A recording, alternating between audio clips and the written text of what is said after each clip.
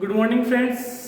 Maruti group of education के द्वारा जारी की गई ऑनलाइन कक्षाओं में मैं मुकेश शर्मा आपका एक बार फिर से हार्दिक स्वागत करता हूं। प्रिय विद्यार्थियों, त्रिकोणमितीय फलन हमारी कक्षा 11 का एक महत्वपूर्ण टॉपिक है। कक्षा 10 में हमने इसके बारे में अध्ययन किया था। कक्षा 10 के अंदर हमने त्रिकोणमितीय अनुपातों का देखा था कि जो 6 प्रमुख त्रिकोणमितीय अनुपात होते हैं, sine theta, cos theta, tan theta, cot, sec theta और कोसेक थीटा।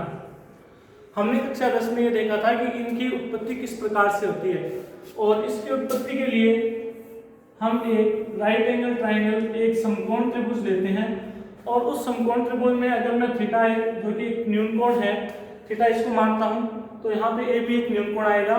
तो उसके हिसाब से हम देखते हैं कि साइन थीटा जो होता है आपका लंब बटा कर्ण, कोस थीटा जो होता है वो आधार बटा कर्ण और टेन थीटा जो होता है वो होता है लंब बटा आधार। और तीन इनके उल्टे कि साइन का कोसेक, कोस का सेक और टेन का कोट। ये हमने कक्षा 10 में पढ़ा था।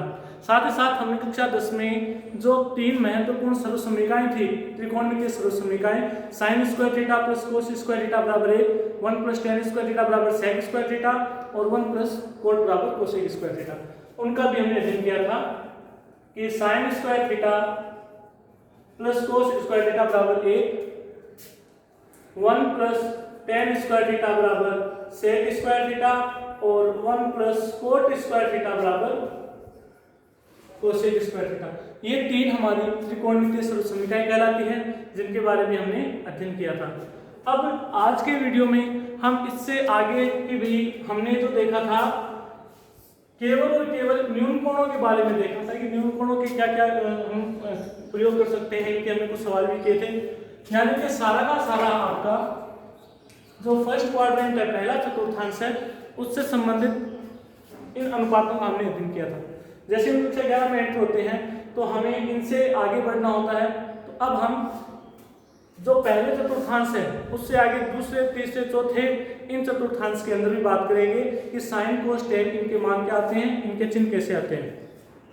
तो देखिए,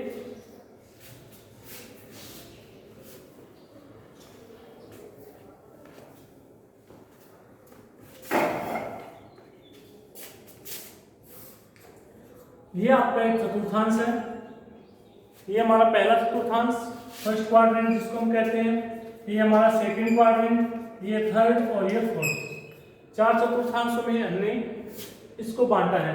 तो जो पहला चतुर्थांश है, कक्षा 10 में हमने एक सारणी बनाई थी 0 से लेकर 90 डिग्री तक के मानों की, और हमने ये देखा था उसके अंदर सभी मान धनात्मक थे, चाहे वो साइन के हो, चाहे वो कोस के हो, चाहे वो टेन के हो, सभी के मान हमने देखा था कि सभी मान धनात्मक आ रहे थे, या हम ये कहें कि शून्य के साथ आ रहे थे, यानी कि ऋणात्मक मान नहीं थे। लेकिन जैसे हम 90 डिग्री से आगे बढ़ते हैं तब इनके अंदर चिन्हों का भी डिवाइडेशन हो जाता है, सभी अपने अपने क्वाड्रेंट में स्थान पाते हैं। कैसे? जो सेकंड क्वाड्रेंट है इसमें जो पहला है इसमें ऑल पॉजिटिव होते हैं, सारे के सारे त्रिकोणमितीय फलन जो आपके साइन, कोस, टेन, कोट, सेक, कोसेक है, सारे धनात्मक आते हैं। जैसे दूसरे में एंटर होते हैं तो केवल साइन और साइन का जो उल्टा है 1 बटा साइन यानी कोसेक, ये धनात्मक होते हैं। तीसरे के अंदर टेन और टेन का उल्टा कोट, ये दो जो त्रिकोणमितीय फलन है ये आपके धनात्मक आते हैं। और चौथे में कोस और सेक, ये धनात्मक आते हैं। कहने का मतलब ये है जो 6 त्रिकोणमितीय अनुपात आपके थे, ये त्रिकोणमितीय फलन आपके बढ़ जाते हैं, इनके चिन्ह चेंज होने लग जाते हैं। यानी कि अगर मैं ये कहूं ए का मतलब यहाँ पे ऑल पॉजिटिव है, अर्थात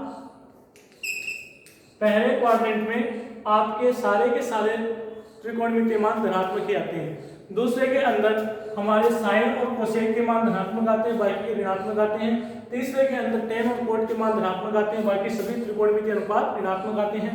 और चौथे में कोस और सेक, ये आपके धनात्मक आते हैं, बाकी सारे ऋणात्मक आते हैं।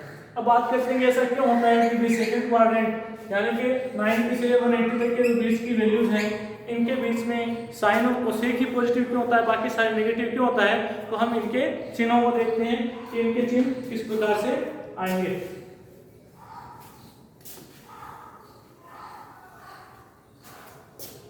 तो देखो, इसके लिए मैं एक इकाई वृत्त बना लेता हूं। इकाई वृत्त का मतलब ये हो गया, एक ऐसा वृत्त बनाता हूं मैं जिसकी त्रिज्या हमें 1 दे रखी हो। ये एक इकाई वृत्त है। इकाई वृत्त का मतलब ये हो गया ऐसा वृत्त जिसकी त्रिज्या हमने 1 मान ली, और इस वृत्त के ऊपर कोई बिंदु P ले रहा हूं मैं, पहले चतुर्थांश में ले रहा हूं, और P के जो निर्देशांक है वो a, b हम मान लें कि P के जो कोऑर्डिनेट है वो a, b है। अब हम P को मूल बिंदु से मिलाते हैं और हम ये मानते हैं कि ये जो एंगल बन रहा है वो थीटा है। आप इसको कुछ अन्य कोण भी कह सकते हैं, लेकिन हम मुख्यतः इसको थीटा के नाम से प्रकट कर रहे हैं। और इसको यहाँ मिला दिया, और इसको मैंने मान लो कि Q कह दिया, तो P Q O एक समकोण त्रिभुज बन गया। अब हम इसके त्रिकोणमितीय अनुपातों के बारे में चर्चा करते हैं कि इसके कौन कौन से त्रिकोणमितीय अनुपात है। जैसे सबसे पहले बात करूंगी साइन थीटा। तो साइन थीटा हमें पता है, साइन थीटा होता है लंब बटा कर्ण। उससे पहले थोड़ा सा इस त्रिभुज के ऊपर ध्यान से हम देखें तो हमें पता है कि OP भी क्या है, इसकी रेडियस है, एक त्रिज्या है। इस त्रिभुज में जो कि त्रिभुज OQP बना है, हम इसके बारे में अध्ययन कर रहे हैं, लेकिन हमें ये पता है OP इस वृत्त की एक त्रिज्या है, और इस वृत्त की त्रिज्या का मान हमने 1 ले रखा है, यानी कि इकाई वृत्त हमने लिया है। और OQ का मान क्या आएगा, तो ये जो कोऑर्डिनेट दे रखी है A और B, तो उसके हिसाब से जो A और B कोऑर्डिनेट है, इसका मतलब ये जो x का मान है वो A है, और ये जो y का मान है वो B है, यानी कि हमारे पास OQ का मान A आ गया और QP का मान हमें B प्राप्त होता है। अब देखिए बात करते हैं साइन थीटा की। तो साइन थीटा क्या होता है, साइन थीटा होता है लंब बटा कर्ण।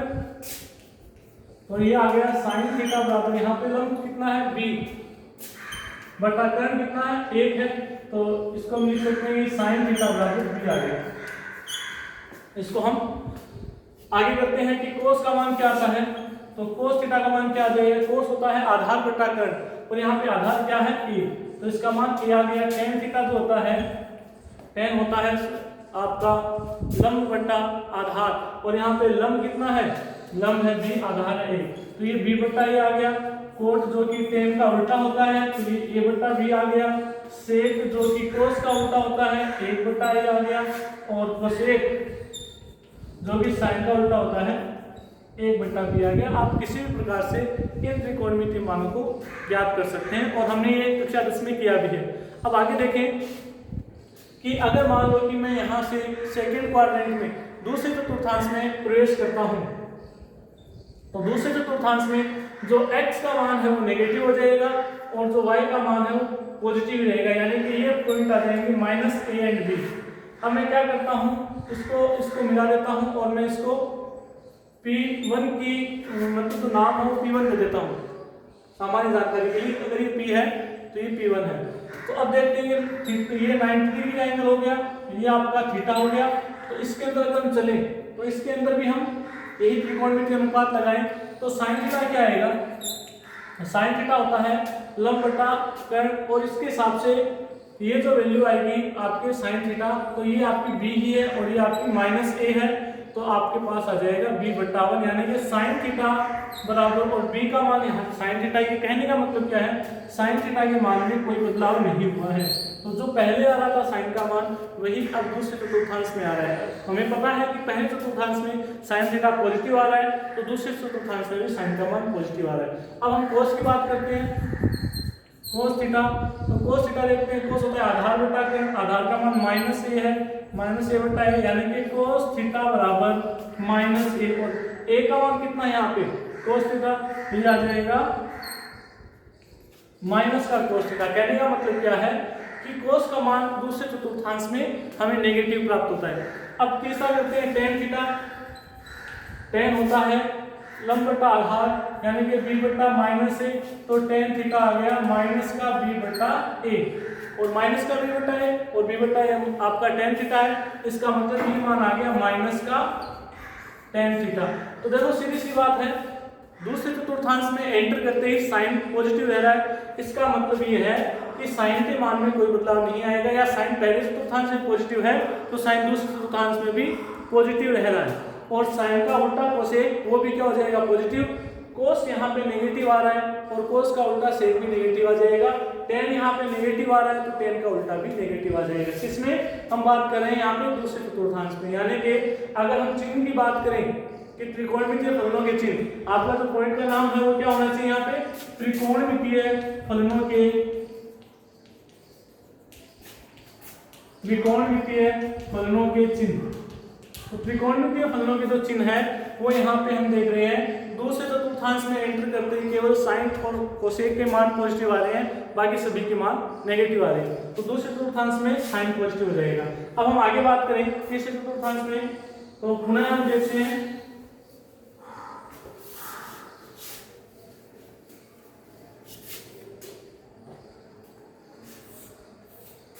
तीसरे चतुर्थांश में कौन से त्रिकोणमितीय फलन का मान पॉजिटिव आएगा, कौन से त्रिकोणमितीय फलन का मान नेगेटिव आएगा। सबसे पहले हम ये देखें, हमने किया था कि जो अगर पहले चतुर्थांश में मान है p का, ये a है, ये b है, ये थीटा है। पहले चतुर्थांश में sin थीटा आया था b और cos थीटा आया था a और tan थीटा आया था a/b। अब तीसरे चतुर्थांश की अगर हम बात करते हैं तो हम ये देखते हैं तीसरे चतुर्थांश के अंदर ए बी क्या हो जाएगा आपका नेगेटिव, क्योंकि तीसरे चतुर्थांश में x और y दोनों के मान क्या आएंगे, नेगेटिव आएंगे, और b का मान भी क्या आ जाएगा, नेगेटिव आ जाएगा। अर्थात आपके जो sin थीटा, cos थीटा और tan थीटा के मान हमने यहाँ ज्ञात किए थे, दूसरे में ज्ञात किए थे, जब हम तीसरे में एंटर करते हैं कहीं पे भी अगर हम लेते हैं -a -b आएगा, तब आपके पास आप ये कह सकते हो कि a और b दोनों के मान नेगेटिव आएंगे। तो जब हमने sin थीटा हम ज्ञात करेंगे तो sin थीटा आता है b और यहाँ क्या आएगा -b, यानी कि sin थीटा का मान नेगेटिव आ जाएगा, sin का मान नेगेटिव आ जाएगा। cos की बात करें, cos थीटा पहले में आया था a और यहाँ पे आएगा -a, यानी कि ये भी आपका नेगेटिव आ जाएगा। sin नेगेटिव आएगा मतलब कोसेक भी नेगेटिव आएगा, cos नेगेटिव आएगा इसका मतलब सेक भी नेगेटिव आएगा। अब बात करते हैं tan की, कि जो tan थीटा है वो आता है पहले में a/b, तो तीसरे में क्या आएगा, जब a भी नेगेटिव है b भी नेगेटिव है तो -a/-b, यानी कि ये वापस आपका a/b ही रह रहा है। कहने का मतलब ये है कि जो tan का मान है वो वापस पॉजिटिव से पॉजिटिव में रह रहा है, इसमें चेंज नहीं हो रहा है। एक बार ध्यान देना, सेकंड चतुर्थांश में हमारा साइन का मान पॉजिटिव आया था, तो साइन और कोसेक दोनों के मान पॉजिटिव है। पहले में हमारे सभी के मान पॉजिटिव आए थे और तीसरे के अंदर हमारे साइन कोस का मान नेगेटिव आ रहा है, लेकिन tan का मान वापस हमें पॉजिटिव प्राप्त हो रहा है, यानी कि तीसरे चतुर्थांश में थर्ड क्वाड्रेंट में जो tan है और cot है ये मान पॉजिटिव प्राप्त होंगे। अब चौथे की बात करें तो चौथे में भी हम देख सकते हैं कि हम कहीं पे भी कोई बिंदु लेते हैं तो हमें पता है कि चौथे के अंदर a की जो वैल्यू है, यानी x की जो वैल्यू है वो आपके पॉजिटिव प्राप्त होगी और जो y की वैल्यू है वो हमें नेगेटिव प्राप्त होगी। कहने का मतलब फोर्थ क्वाड्रेंट में चौथे चतुर्थांश के अंदर आपका a का मान जो कि x निर्देशांक पे कहीं है या हम ये कहें x का कुछ ना कुछ मान है वो पॉजिटिव है और जो y का मान आएगा b वो आपका नेगेटिव है। तो इसके हिसाब से हम देखें तो सबसे पहले अपना आता है sin थीटा, तो जो साइन आएगा उसका मान पहले में b है तो चौथे के अंदर ये आ जाएगा माइनस का b, और माइनस का b आने का मतलब साइन का मान नेगेटिव।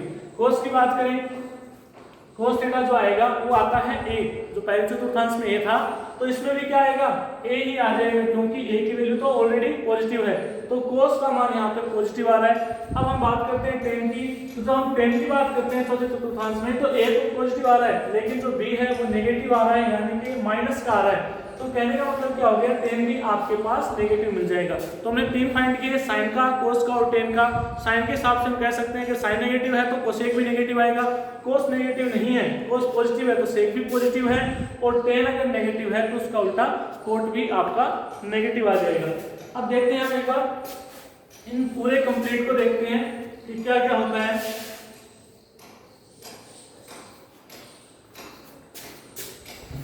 कि जो साइन का मान है वो पहले चतुर्थांश में कैसा है, दूसरे में कैसा है, तीसरे में कैसा है और चौथे में कैसा है।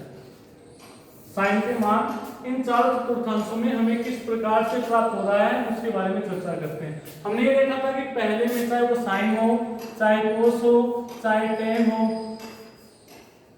कोट, सेक